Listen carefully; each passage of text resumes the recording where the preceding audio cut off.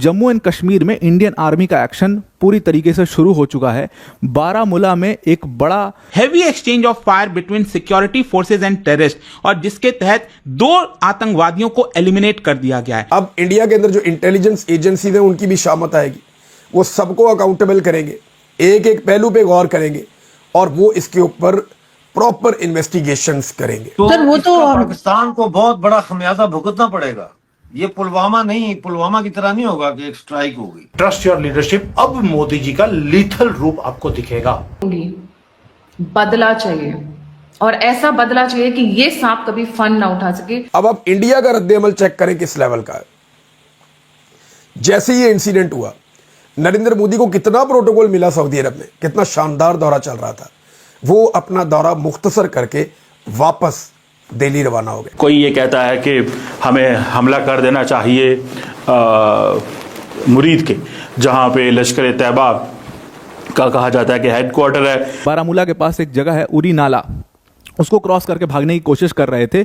उसी दौरान Indian army ने अपना ऑपरेशन किया और हैवी गन फायर हुआ। उन्होंने कहा है कि जो इसके लिए रिस्पॉन्सिबल हैं परपिट्रेटर्स, उनको छोड़ा नहीं जाएगा, उनको बड़ा सख्ती से उनको डील किया जाएगा। They will be taken to task. और अजीत डोवाल के साथ मीटिंग का मतलब है कुछ बड़ा होगा, चिंता मत कीजिए। अजीत डोवाल साहब जो हैं, जो साहब का यानी नेशनल सिक्योरिटी एडवाइजर थे, वो उन्होंने एक सेल कायम किया हुआ है कि पाकिस्तान के ऊपर मरबा डालना है हर चीज का। ये अगर हमारी बातचीत अभी इंडियन मीडिया सुन रहा है और बाकी लोग सुन रहे हैं, तो दे शुड बी बीवेयर कि पाकिस्तान से पंगा मत लो, because we can do something, बहुत कुछ कर सकते हैं। नमस्कार दोस्तों, आर्मी का एक्शन शुरू हो चुका है और 2 से 3 आतंकवादी को ठोका गया है बारामूला में, जैसे न्यूज़ आ रही है।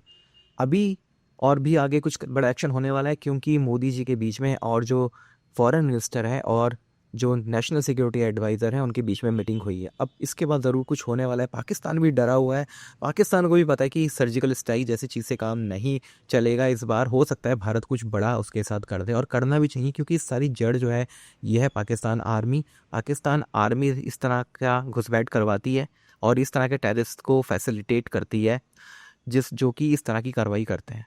अब पाकिस्तान आर्मी को बताना पड़ेगा कुछ बड़ा करके, तो उसकी तैयारी मुझे लगता है कि चल रही है। दूसरी तरफ हमें भी इस चीज़ पे ध्यान देना चाहिए कि जो कश्मीरी है, उनका कोई विश्वास नहीं है भारत के संविधान में, भारत के लोगों में।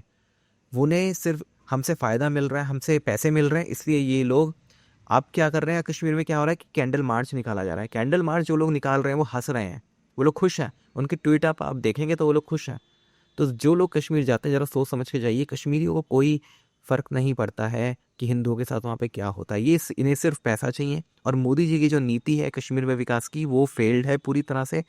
पैसा देके इन्हें फैसिलिटेट करके कोई फ़ायदा नहीं है, क्योंकि फिर ये इसी तरह की कार्रवाई करेंगे। ये लोग भरोसे के लायक नहीं है। बेहतर है कि ये लोग भूखे मरें। अगर ये लोग भूखे मरेंगे तब शायद हो सकता है कि टेररिज्म रुक जाए।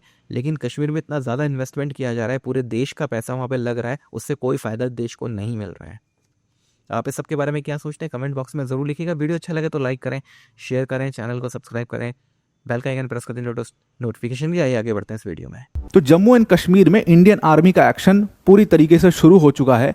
बारामूला में एक बड़ा यहाँ पर बड़ा मतलब हैवी गन फायर हुआ है इंडियन आर्मी और टेररिस्ट के बीच में, जिसमें 2 से 3 टेररिस्ट को मार गिराया है इंडियन आर्मी ने।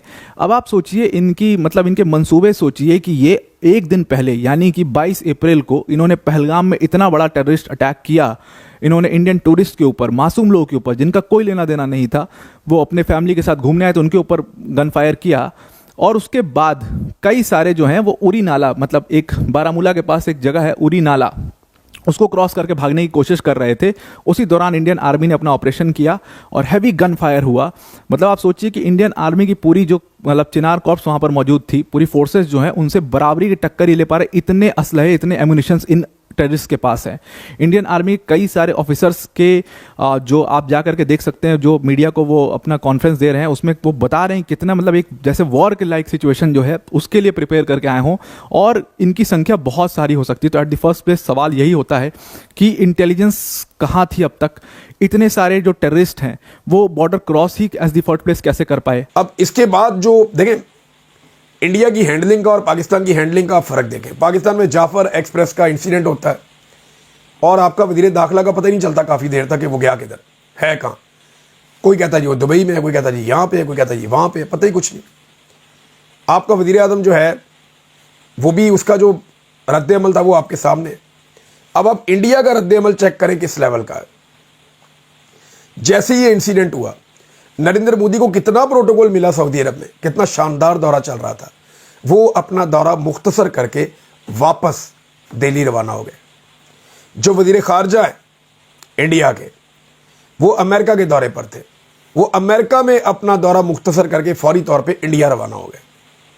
अब इंडिया के अंदर जो इंटेलिजेंस एजेंसीज हैं उनकी भी शामत आएगी। वो सबको अकाउंटेबल करेंगे, एक एक पहलू पे गौर करेंगे और वो इसके ऊपर प्रॉपर इन्वेस्टिगेशंस करेंगे। ये इंडिया का तरीक़ाकार है। हमारा तरीक़ाकार क्या है?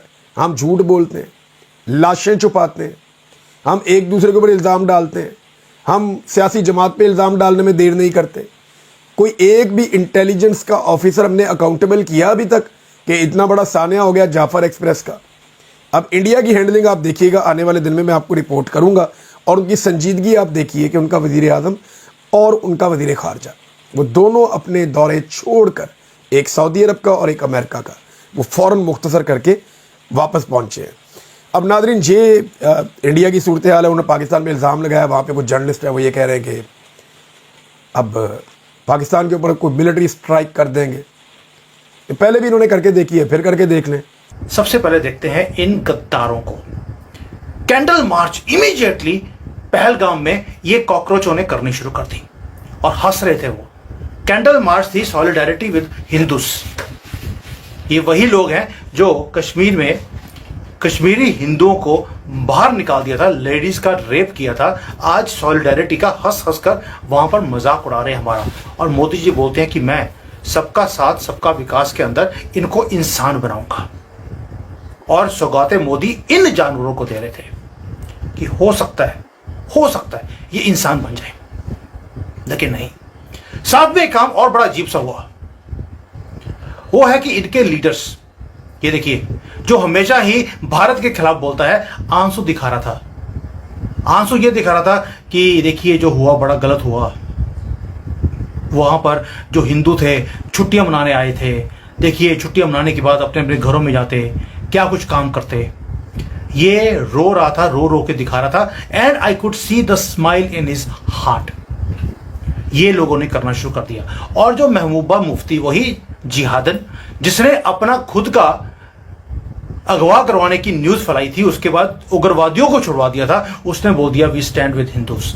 हम एक दिन का मौन रखेंगे, सारे ऑफिसेज बंद रहेंगे, दैट्स इट, बस, और कुछ भी नहीं। और जो मुसलमान हैं, उन्होंने, भारत के अंदर बैठे हुए मुसलमानों ने ट्वीट करना शुरू कर दिया, थैंक यू पाकिस्तान, आपने बड़ा अच्छा काम किया। बस अगर आप थोड़ा सा अमित शाह, मोदी को भी ऐसे ही ऊपर भेज देते तो और भी अच्छा होता। थैंक यू पाकिस्तान बोल रहे हो। कॉकरोच हमारे घर में ही है। मैं इसलिए बोलता हूं, हमारे यहां पर 30 करोड़ जिहादी हैं, उसमें से कुछ हजारों को इन्होंने बंदूकें, बॉम्ब दिए हुए हैं, बाकी उनकी सपोर्ट में लगे हैं। पूरा इकोसिस्टम